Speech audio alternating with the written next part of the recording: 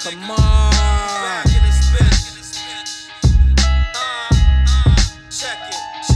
These niggas lying on the internet, but we booked that. Finished the work, had some crumbs, so I recooked that. Real players and dope ways, the way we looked at. Scared to miss a tweak or no sleep, so we took naps.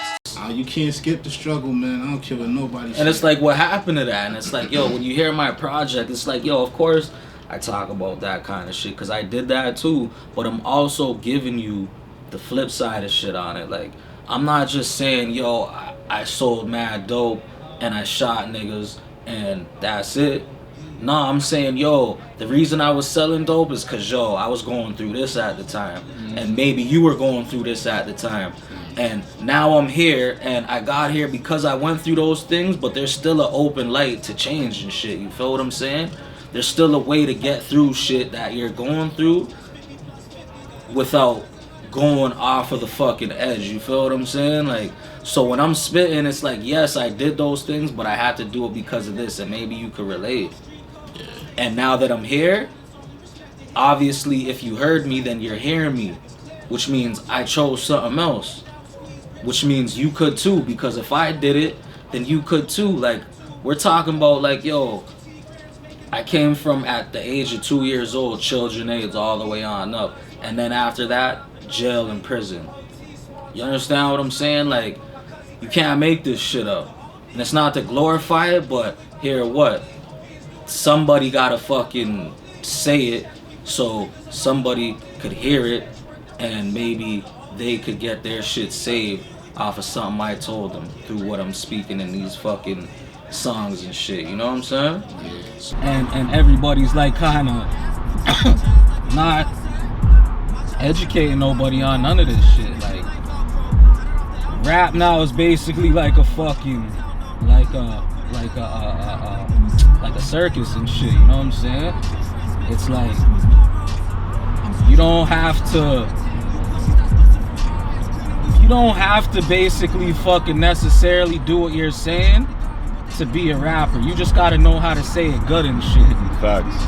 You know what I'm saying? Like, that's the difference between music now and music then. Like,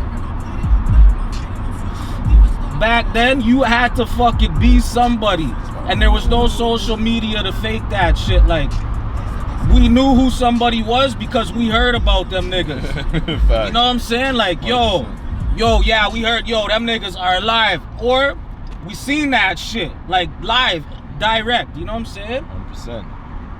And you couldn't just be a rapper out here, not in Toronto at least. Like,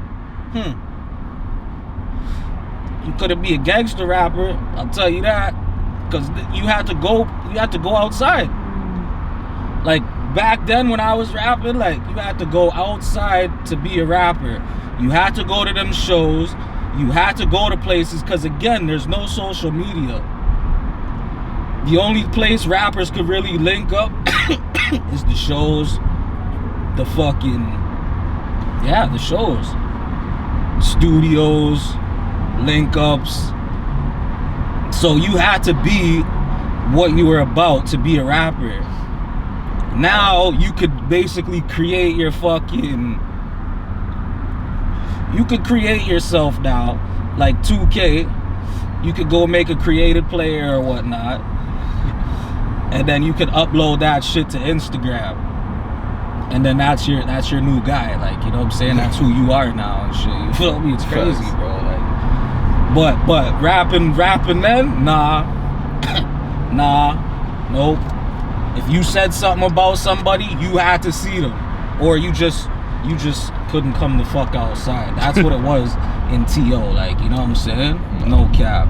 There's fans that have been your fans from earlier. You know, you've been making music for a while. Since 08?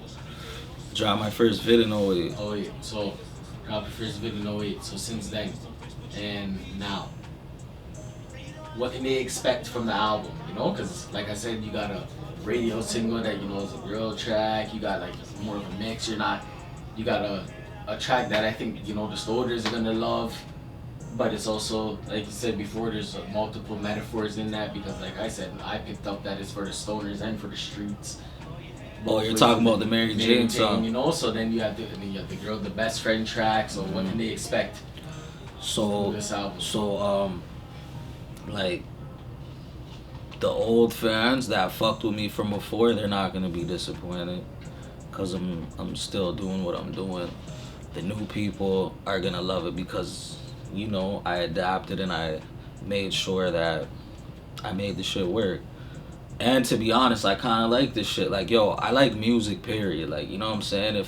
If you know me, like, you know, I like all music. Like, you know what I'm saying? So when it came to Crack in 88, it was like I was excited and happy to fucking try new shit. But I also knew I couldn't go outside the box acting like I'm fucking, you know, something that I'm not. Yeah. You know what I'm saying? So at the same time, like I kept it real with me.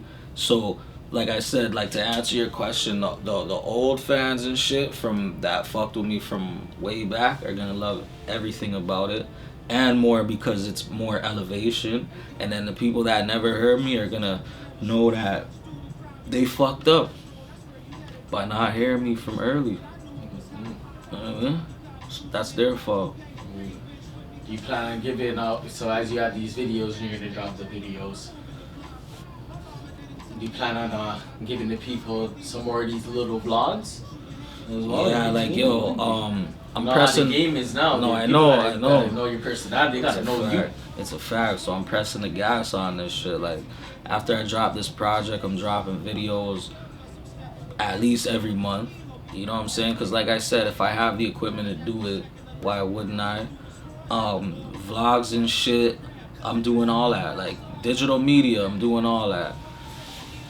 So yeah, you could look out for everything. I'm not promising no like shit, but I will promise this, that I'm gonna try that shit and I'm gonna do what I can. And if it works, it works, and if it don't, it don't. You know what I mean? But I'm gonna try it, and that's all that we're asked for in life.